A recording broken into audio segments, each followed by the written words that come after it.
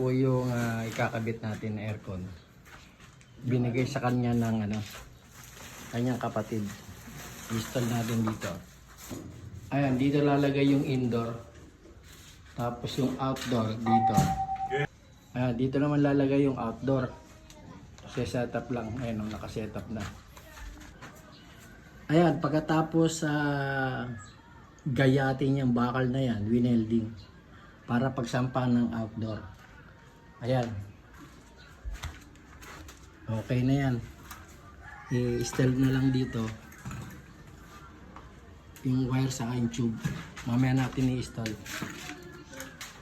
Dito naman namin kakabit yung yung indoor. Ayan, kahoy kasi hindi naman po pwede doon eh. Wala na nagkabit doon. Gumawa na lang po kami ng paraan, pumayag naman yung may-ari. Kaya mamaya